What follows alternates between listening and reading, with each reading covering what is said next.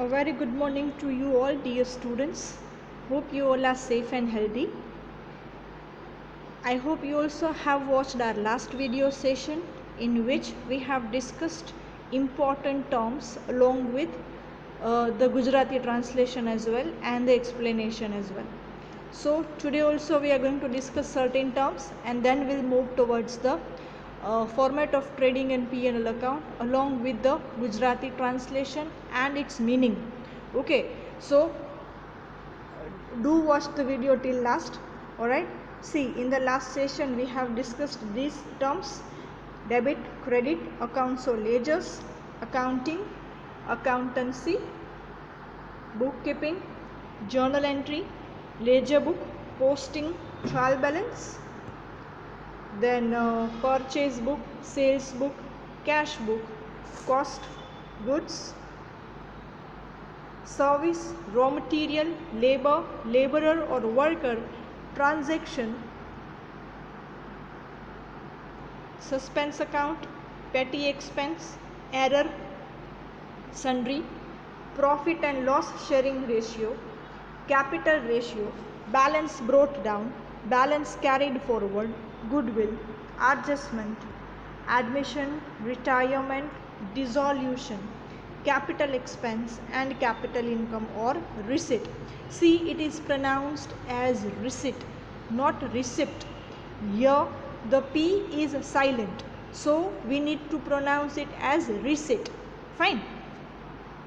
Now moving towards the next one, that is revenue income or revenue receipt. Gujarati translation is mehsuli avak. So what do we mean by revenue income? The income which is generated from the day-to-day business operations, right? That is your revenue income or receipt. This is the income for which the business is started. Alright, the main activity income or income from the main business operation, that is called revenue income or revenue receipt. For example, કાંઈ પણ product હું cell કરીને income generate કરું છું, so that is my revenue income. Alright, second thing, say whether it is a product or a service. તો મારો business જો એક પર્ટિક્યુલર ગુડ સેલ કરવાનો છે, ફોર એક્ઝામ્પલ મારો બિઝનેસ છે બેન્ચ સેલ કરવાનો છે, રાઈટ? તો એ બેન્ચ સેલ કરીને મને જે ઇન્કમ જનરેટ થાય છે, that is called my revenue income. Or right, જે ફ્રીક્વન્સી જેની છે એ વધારે છે as compared to the capital income.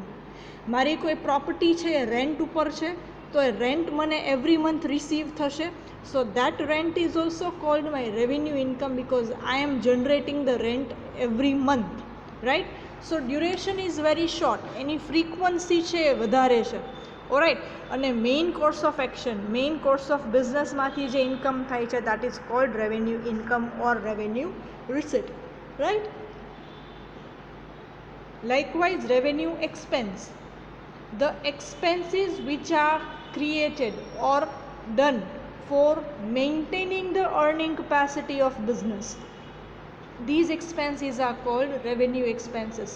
Business ચલાવવા માટેના જે એક્સપેન્સ છે, બિઝનેસ સ્મૂધલી ચાલે, બિઝનેસના ડે ટુ ડે ઓપરેશન્સ છે પ્રોપરલી વર્ક કરે, એના માટે જે એક્સપેન્સીસ કરો છો એ બધા એક્સપેન્સીસને રેવન્યુ એક્સપેન્સીસ કહેવાય. રેવન્યુ એક્સપેન્સ એટલે કે મહેસૂલી ખર્ચ. ફોર એક્ઝામ્પલ, હું મારા સ્ટાફને સેલરી પે કરું છું, મારા અસેટને કે કોઈ બી મશીન્સને હું મેન્ટેનન્સ પ્રોવાઈડ કરું છું, રિપેરિંગ પ્રોવાઈડ કરું છું, right? My packing expense, rent of my factory or rent of my building, આ બધા મારા કેવા કહેવાય? રેવન્યુ એક્સપેન્સ કહેવાય. તો સિમ્પલી હું કહી શકું કે પીએનએલ અકાઉન્ટમાં જેટલા હું મારા એક્સપેન્સીસ ડેબિટ સાઇડ લખું છું એ બધાને ઓલમોસ્ટ મારા રેવન્યુ એક્સપેન્સીસ કહેવાય. And revenue incomes are to be placed at liability side of your balance sheet, right? My equity share capital can be called my revenue receipt, that is called my capital receipt. Revenue receipt છે એ P&L અકાઉન્ટમાં credit side જશે અને revenue expense છે એ P&L account debit side. Capital income એટલે કે equity share capital, કે કોઈ બી asset cell કરીને મને જે અમાઉન્ટ જનરેટ થાય છે, right. So capital income, equity share receive કરું છું, કેપિટલ રિસીવ કરું છું. So all these will be placed at the liability side. Capital expense એટલે કે અસેટ પરચેસ કરું છું એ બધું જશે asset side. So I repeat, revenue income or revenue receipt, day to day business income or income which is earned from the day-to-day business or main activity of business, right? And revenue expenses, the expenses which are created for maintaining the earning capacity of business. Next, deferred revenue expenses. એનું ગુજરાતી થશે સ્થગિત મહેસૂલી ખર્ચ કે સંચાલન ખર્ચ, right? Deferred revenue expenses are those types of expenses which are not in purely capital nature, not of purely revenue nature. સ્થગિત મહેસૂલી ખર્ચ એવા ટાઈપના ખર્ચ છે કે જે પૂરેપૂરા મૂડી પણ નથી ને પૂરેપૂરા મહેસૂલી પણ નથી. એમાંથી થોડો પાર્ટ છે એ મૂડી ખાતે જાય, થોડો પાર્ટ છે મહેસૂલી ખાતે જશે, right. For example, advertisement suspense account. કોઈ એક એડવર્ટીઝમેન્ટ એજન્સી સાથે મેં 5 યર્સના કોન્ટ્રાક્ટ કરેલા છે અને મેં 1 લાખ રૂપીસ પે કરી દીધા છે, right. So it means this 1 lakh rupees will benefit me for 5 years, right. તો first year 1 lakh divided by 5 તો કેટલા થશે? 20,000 થશે. સો ઈચ યર 20,000 રૂપીઝ મારા જશે as advertisement, all right.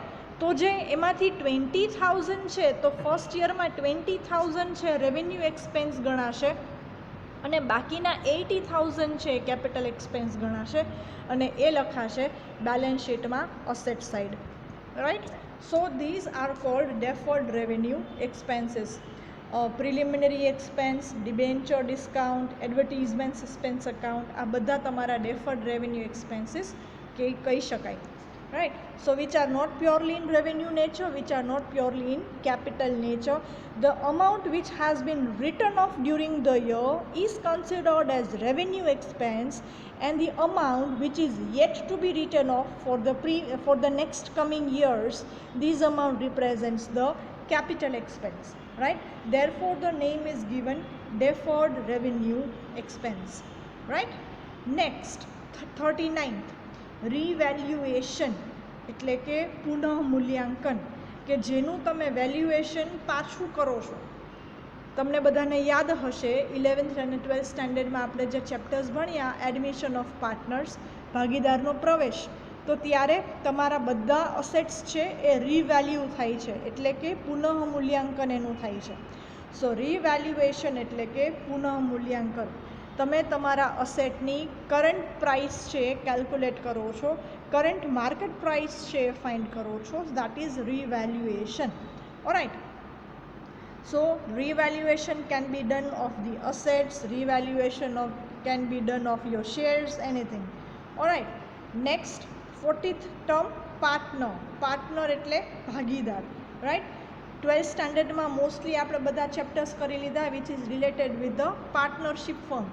Even in 11th standard you did the same, right. So partner એટલે કે ભાગીદાર. Moving further with the terms, partnership firm એટલે કે ભાગીદારી પેઢી, રાઇટ. બે partners, 2 or more persons are coming together for the same goal and for the same objective and to distribute the profit or loss in the desired ratio with the predetermined amount of capital. So the firm is called partnership firm. બે કે બેથી વધારે વ્યક્તિઓ જ્યારે એક સરખા objective માટે કે એક સરખા મેટર માટે ભેગા થાય છે, અમુક પ્રકારની કે અમુક પ્રમાણમાં મૂડી લઈ આવે છે અને જે તે નફો કે ખોટ થાય એ અમુક પ્રમાણમાં એકબીજામાં વેચી નાખે છે. તો આ પૂરેપૂરી સિસ્ટમને એ એક નામ આપે છે, એ પેઢીમાં રૂપાંતરિત કરે છે. સો તો એ પેઢીને કહેવાય પાર્ટનરશિપ ફર્મ કે ભાગીદારી પેઢી, રાઈટ. સો પાર્ટનરશિપ ફર્મ, FIRM, પ્રોનાઉન્સિએશન બધાના બરાબર યાદ રાખજો guys. Listen this video repeatedly so that તમને પ્રોનાઉન્સિએશનનો આઈડિયા આવી જાય, રાઈટ. જ્યાં સુધી આ બધી ટર્મ્સ યાદ ન રહી જાય ત્યાં સુધી ડેઈલી આ ટર્મ્સ વાંચવાની છે અને વિડીયો જોવાનો છે. રાઈટ. તમારે બધાએ આ બધી ટર્મ્સ છે તમારી નોટબુકમાં લખી લેવાની છે.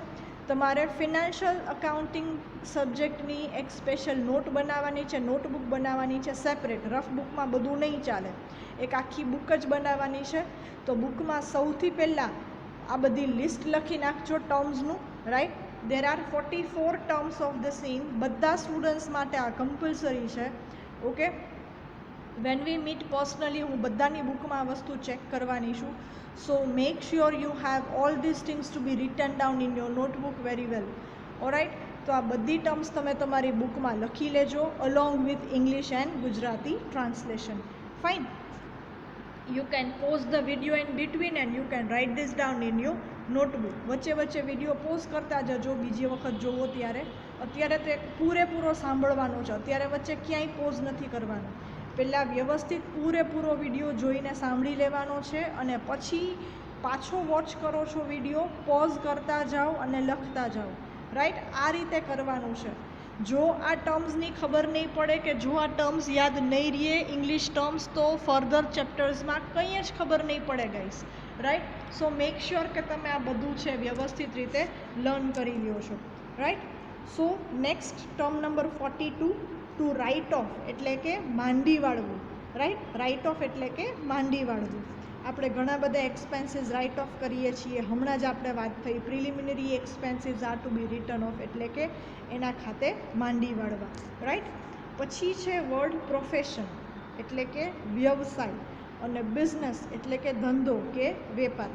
પ્રોફેશનનું મિનિંગ કહું તો a person having specialised skill or specialised knowledge is called professional. અને એનું જે વર્ક છે એને પ્રોફેશન કહેવાય.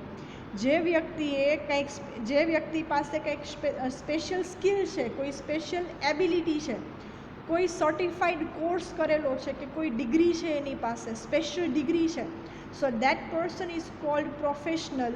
અને જે કામ કરે છે એને પ્રોફેશન કહેવાય.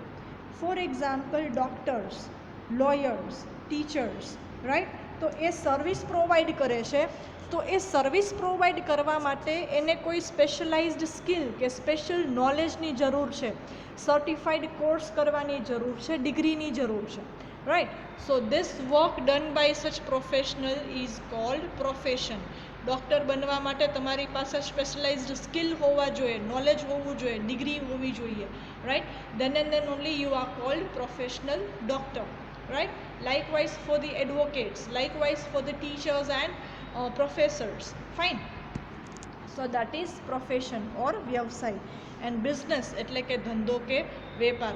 કોઈ પણ ફર્મ કે કોઈ પણ પેઢી કાચા માલમાંથી ફાઇનલ પ્રોડક્ટ કે પાકો માલ તૈયાર કરે છે, કાચા માલને રૂપાંતરિત કરે છે માલમાં અને વેચીને પૈસા કમાય છે. So that is business. The business operation or the entity which is transforming the raw material into finished goods and sell the same and get the profit. So the same situation is called business. Right. Business is not only manufacturing is not only called business, even trading firm and service providers are also called business firms or business entities. Right. So all these are the important terms, important accounting terms કે જે તમારે બધાએ વ્યવસ્થિત રીતે યાદ રાખવાની છે in both the languages. This is most important for the students who are coming from Gujarati medium. Right. આટલું લર્ન કરી લેશો એટલે ફર્ધર ક્યારેય કાંઈ પણ તકલીફ નહીં પડે. At least related with the terms તો નહીં જ પડે. Fine. Moving ahead. See, I have got the proforma of trading account એટલે કે વેપાર ખાતાનો નમૂનો. Right. It is quite long as you can see. Okay. So આપણે આ બંને સ્લાઇડ સાઇમલ્ટેનિયસલી ભણશું. સ્લાઇડ નંબર 11 જો અહીંયા સ્લાઇડ નંબર્સ લખેલા હોય છે, અહીંયા સ્લાઇડ નંબર લખેલા આવશે. So slide number 11 and slide number 12. Okay. So proforma of trading account એટલે કે વેપાર ખાતાનો નમૂનો. Here we are going to discuss the terms along with its Gujarati translation and its meaning. Fine. So pay attention here guys very well. The very first term opening stock. હવે Gujarati medium સ્ટુડન્ટ્સને અહીંયા તકલીફ પડશે એક વસ્તુ જોઈને કે અહીંયા ટુ અને બાય શું લખેલું છે, right. See here to is written and here by is written, right. તો તમે જ્યારે આમ નોંધ આપો છો ત્યારે તમે લખો છો કે માનો કે રોકડ ખરીદીની આમ નોંધ શું થાય તો કે ખરીદ ખાતે ઉધાર તે રોકડ ખાતે જમા, રાઈટ. તો તમે જે તે લખો છો ને ત્યાં ઇંગ્લિશમાં ટુ લખવાનું. એ જ એન્ટ્રી ઇંગ્લિશમાં શું થશે? Purchase account debit to cash account, right. તો ગુજરાતીમાં જ્યાં તમે તે લખો છો ત્યાં ઇંગ્લિશમાં ટુ લખાય. ઓકે, તો એ છે આ ટુ છે એ ડિનોટ કરે છે, રાઈટ. પછી બીજી એન્ટ્રી છે તો એક સાઈડ તમે ટુ લખો છો તો એક સાઈડ તમે લખો છો બાય, એટલે કે કોના દ્વારા આ એન્ટ્રી થઈ, કયા પર્પઝથી આ એન્ટ્રી થઈ, રાઈટ. સો ટુ અને બાય એવરી ટાઈમ લખવાનું. ડેબિટ સાઈડ ઓલવેઝ ટુ આવશે, યાદ રાખજો, અને ક્રેડિટ સાઈડ બાય લખવાનું. Okay, fine. Moving ahead with the first term opening stock એટલે કે શરૂઆતનો stock. whenever the books of accounts are closed, at that point of time the firm may be left with certain stock on hand, so that stock is called closing stock. So the closing stock of current year will become opening stock of the next year, which is going to be used and which is going to be sold out in the next year. એટલે કે જ્યારે ત્યારે જે તે પેઢી પોતાના વાર્ષિક હિસાબોના ચોપડા બંધ કરે છે ત્યારે મોર ઓર ધી લેસ અમાઉન્ટમાં એની પાસે આખર સ્ટોક હોય છે. તો આ વર્ષનો આખર સ્ટોક આવતા વર્ષ માટે શરૂઆતનો સ્ટોક થશે, રાઈટ. બિકોઝ અહીંયા બિઝનેસ બંધ નથી થતો, ખાલી તમારા વાર્ષિક હિસાબો કરો છો, રાઈટ. ખાલી તમે તમારા બુક્સ ઓફ અકાઉન્ટ્સ પ્રિપેર કરો છો, બિઝનેસ ક્લોઝ નથી કરતા, ખાલી બુક્સ ઓફ અકાઉન્ટ્સ ક્લોઝ કરો છો for a temporary particular year, right. So the previous year, the closing stock of previous year will become opening stock of current year. Alright. So opening stock એટલે કે શરૂઆતનો stock જે આવશે trading અકાઉન્ટમાં debit side એટલે કે વેપાર ખાતાની ઉધાર બાજુ, રાઈટ. પહેલાં આપણે ડેબિટ સાઈડ આખી લઈ લઈએ, પછી આપણે ક્રેડિટ સાઈડ લેશું, રાઈટ. પછી સેકન્ડ છે two purchase less purchase return એટલે કે ખરીદી એમાંથી બાદ થશે ખરીદ પરત. Purchase here represents the purchase of raw material or goods, right. કે જે તમે બિઝનેસ માટે પરચેસ કરો છો એની ખરીદી કરો છો. જો તમારું મેન્યુફેક્ચરિંગ યુનિટ છે તો તમે રો મટીરિયલ પરચેસ કરશો એટલે કે કાચો માલ ખરીદશો, ઓકે.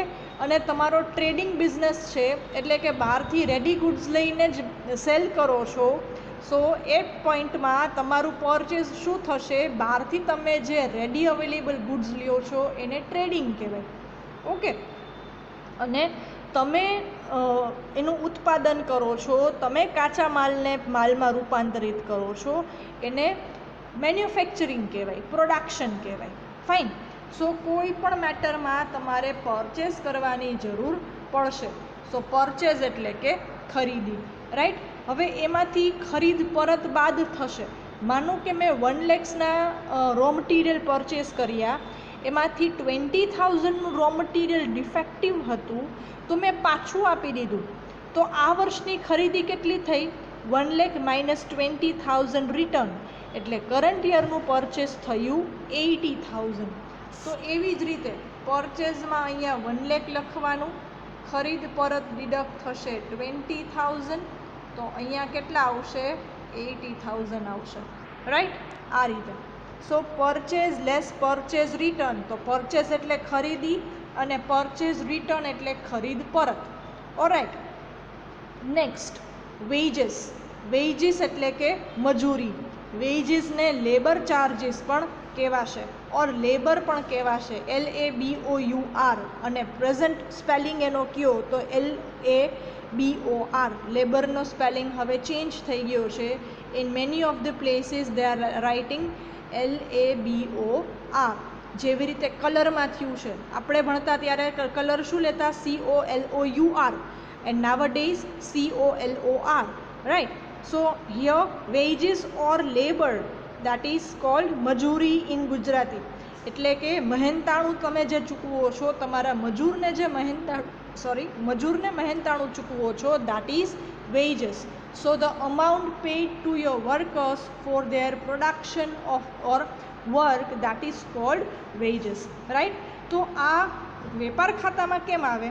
તો કે મજૂરી તમે એવા વ્યક્તિને તમે ચૂકવો છો કે જે વ્યક્તિ ખરેખર ઉત્પાદન સાથે સંકળાયેલું છે. Alright, wages paid to those workers who are directly engaged in the production process, right? Directly or indirectly engaged in the production process. So therefore it is called wages, and therefore it is at trading account. કેમ કે trading અકાઉન્ટમાં બધું આપણે શું લખીએ છીએ? તમારા માલને લગતું લખો છો, તો વેપાર ખાતાને માલ ખાતું પણ કહી શકો છો. Fine. So what ever transactions which are related with goods are to be recorded here in trading account. બરાબર છે? Okay. So next, debit side પહેલાં આપણે પૂરી કરીએ, પછી ક્રેડિટ સાઇડ જઈએ. વેજીસ પછી carriage inward, એટલે કે આવક માલ ગાડા ભાડું, right? Whenever we are ordering the raw material from the supplier, at that point of time the raw material is to be transported through various vehicles, right? તો એનું તમે જે ચાર્જીસ ચૂકવો છો એને કહેવાશે કેરેજ ઇનવર્ડ ઓર આવક માલ ગાડા ભાડું. તમે જે માલ મગાવો છો એ માલ મગાવવા ટાઈમે તમે જે કુરિયર ચાર્જીસ કે ટ્રાન્સપોર્ટેશન કોસ્ટ ચૂકવો છો એને કહેવાય કેરેજ ઇનવર્ડ, રાઈટ? જનરલી માનો કે હું રેલવે થ્રુ મારો ગુડ્સ મગાવું છું, તો ગુડ્સ મગાવવા ટાઈમે જ્યારે હું ગુડ્સ લેવા જાઉં ત્યારે મારે અમુક અમાઉન્ટ પે કરવી પડે. So that amount is called carriage inward or railway freight, right? Next, factory expense એટલે કે કારખાના ખર્ચ. ફેક્ટરીના જે કોઈ બી એક્સપેન્સીસ છે એ અહીંયા આવશે, બરાબર છે? ફેક્ટરીનું ડેપ્રિસિએશન, ફેક્ટરીનું rent, factory maintenance etcetera will be included here. કારખાના ખર્ચ, ફેક્ટરી એક્સપેન્સ એટલે કારખાના ખર્ચ. પછી ફ્રેટ એટલે નૂર, જે હમણાં મેં રેલવેનું એક્ઝામ્પલ આપ્યું, રાઈટ? તો રેલવેમાં જે ગુડ્સ આવે છે એનું હું જે પેમેન્ટ કરું છું that is called freight. Railway ઓફિસથી હું મારા ગોડાઉન સુધી જે લઈ આવું છું માલ, એનું જે ચૂકવણી કરું છું that is cold my carriage inward, બરાબર? તમારા ગોડાઉન સુધી માલ મગાવવા માટે તમે જે ખર્ચ આપો છો દેટ ઇઝ આવક માલ ગાડા ભાડું or carriage inward. And freight એટલે કે નૂર can be considered as the transportation expense as well. So carriage inward અને ફ્રેટ ટુ એન એક્સટેન્ટ તમે ઇક્વલ છે એવું કહી શકો. And last one, gross profit એટલે કે કાચો નફો. ઓકે, એટલે કે ક્રેડિટ માઇનસ ડેબિટ જે કરો છો તો ફાઇનલી તમને વેપાર ખાતામાંથી કેટલો નફો થયો એ જોવું હોય તો that is your gross profit, right? Moving ahead at the credit side now. તો જો ડેબિટ સાઇડ પરચેસ છે તો ક્રેડિટ સાઇડ શું છે? સેલ્સ. સેલ્સ એટલે વેચાણ. તમે જે સેલ કરો છો આઇટમ્સ, ગુડ્સ કે સર્વિસીસ, એની જે ઇન્કમ જનરેટ થાય છે એ તમારે લખવી પડે trading account credit side. Sales represents the amount which is received by selling your goods. Alright, so that is sales. Less sales return એટલે કે વેચાણ પરત. તમારા કોઈ કસ્ટમર્સે તમને ગુડ્સ છે રિટર્ન કરેલા છે તો તમારી નેટ સેલ અમાઉન્ટ કઈ થઈ? સેલ્સ માઇનસ સેલ્સ રિટર્ન એટલે કે વેચાણમાંથી તમારે વેચાણ પરત બાદ કરવાનું. So you get the amount of net sales, right? Then by goods withdrawn for personal use એટલે કે ઉપાડ પેટેનો માલ. See guys, always remember one thing, by any means if the goods are going out of the business, that should be credited to your trading account. See, look at the first one, sales. તો sales કરો છો તો બિઝનેસમાંથી goods જશે, બહાર જશે, so એ credit side આવ્યું. Next, goods withdrawn for personal use. તમે તમારા પર્સનલ યુઝ માટે ગુડ્સ વિડ્રો કરો છો ઉપાડ છે એ માલના સ્વરૂપમાં લ્યો છો, તો આમાં શું થયું? Again the goods is going out from the business, so that is also placed at trading account credit side, right. Next, by goods burnt by fire, એટલે કે આગથી બળી ગયેલ માલ. તો આ શું થયો? તમારો લોસ થયો. એટલો ગુડ્સ પણ હવે બિઝનેસમાં રહેશે નહીં, right. So that is also to be posted at trading account credit side. ફેક્ટરીમાં આગ લાગે છે અને બધો માલ બળી જાય છે, તો એ ક્યાં લખવાનું? ટ્રેડિંગ અકાઉન્ટમાં credit side. Okay, so this is your credit side of your trading account. And the last one, closing stock, એટલે કે આખરનો સ્ટોક. બરાબર, જેમ ઓપનિંગ સ્ટોક હતો, પ્રીવિયસ યરનો ક્લોઝિંગ સ્ટોક કરંટ યરનો ઓપનિંગ સ્ટોક થાય, એમ કરંટ યરના બુક્સ ઓફ અકાઉન્ટ્સ તમે જ્યારે ક્લોઝ કરો છો, રાઈટ, ત્યારે સ્ટોક ઓન હેન્ડ જે હશે that is cold closing stock, કે આખરનો સ્ટોક. બરાબર. સી, હજી એક તમને યાદ કરાવડાવું, હજી એક તમને ટેકનિક આપું, હિન્ટ આપું. ડેબિટ સાઇડ, ટ્રેડિંગ અકાઉન્ટમાં ડેબિટ સાઇડ કઈ કઈ વસ્તુ આવશે? કાં તો by any means if the goods are coming in or the expenses, these two things should be debited to trading account. Trading અકાઉન્ટમાં ઉધાર બાજુ કઈ કઈ વસ્તુઓ આવશે? વેપાર ખાતામાં ઉધાર બાજુ કઈ કઈ વસ્તુ આવશે? તો કે કાં તો માલની ખરીદી, કે જે માલ બિઝનેસમાં આવે છે એ, અને કાં તો ખર્ચ. આ બે જ વસ્તુ ડેબિટ થશે. તો જો ઓપનિંગ સ્ટોક એટલે કરંટ યર બિઝનેસમાં ગુડ્સ આવ્યો એવું કહેવાય, ભલે ફિઝિકલી નથી આવતો પણ એન્ટ્રી તો આવે છે. એવી જ રીતે પરચેસ, તમે માલ ખરીદો છો તો that comes to business, goods are coming in the business.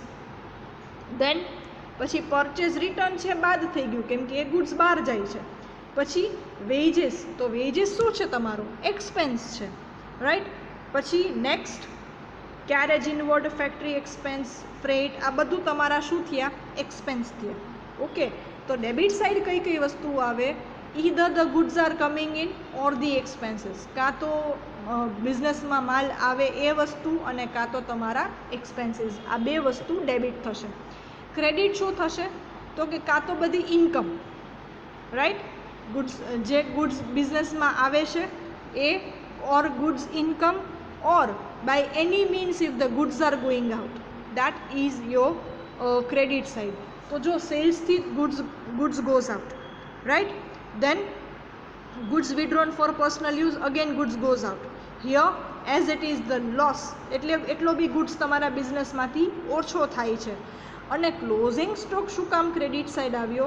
તો કે ઓપનિંગ સ્ટોક છે ડેબિટ સાઇડ આવે છે, ગયા વર્ષનો ગુડ્સ તમે આ વર્ષે વાપરો છો, તો હજી આટલો ગુડ્સ તમારી પાસે પડેલો છે, so that represents the amount of closing stock.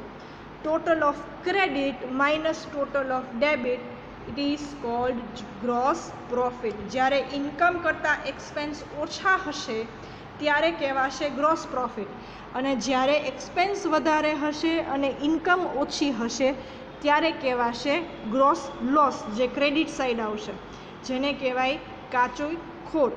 Okay, so this is the format of your trading account. You need to write this down in your notebook, right, so that it is easily understood by you along with both the terms, English as well as Gujarati. So again repeat કરી લઈએ છીએ. Debit side, opening stock, purchase return, wages, carriage inward, factory expense, freight and gross profit. On the credit side we have sales return, goods withdrawn for personal use, goods burnt by fire and closing stock, right? So today we have discussed certain terms along with the format of your trading account, right? So don't forget to watch this again and again and just write this down, all these things in your notebook, right? તો આજે આપણે start કર્યું હતું I think અહીંયાથી, revenue income or receipt, then capital revenue expense, deferred revenue expense, valuation, partner, partnership firm, to write off, profession and business. Alright, so this is the list of the terms. Total 44 terms are there altogether, right? પછી વચ્ચે વચ્ચે જેમ જેમ ચેપ્ટર્સમાં બીજી નવી terms આવતી જશે એમ હું તમને એનું લિસ્ટ આપી દઈશ. This list is equally important for your elective accounts subject, right? તો એ સબ્જેક્ટમાં મેડમ અગેન ટર્મનું લિસ્ટ નહીં આપે. She will be definitely starting right away from your syllabus, right? So be careful and make sure that you learn all these terms every time again and again till your physical class gets started or till your next chapter gets started, right? Next chapter તમને તો જ સમજાશે જો પૂરેપૂરી terms છે બરાબર યાદ કરી લેશો. alright, so this was the proforma of trading account. Next would be the proforma of profit and loss account. See, formatting અને કલર છે સેમ છે પણ નામ બરાબર વાંચજો. નફા નુકસાન ખાતાનો નમૂનો or proforma of profit and loss account, right? So profit and loss account would be little bit lengthier because I have included almost all the expenses. See, 1 2 3 4 5 6 7 8 9 10 11 12 13 14 15 16 17 18 19 20 20 and 23. So almost 23 items are to be debited, right? So मैं almost બધી items લઈ લીધી છે. So this will be the great amount of time this will be needed, right? But before this, just make sure કે તમે આગળનું બધું યાદ રાખી લ્યો, right? So in the next session we are going to discuss the proforma of profit and loss account, right? Today we have discussed certain terms from term number 36 to 44 and then we have proceeded further with the proforma of trading account, right?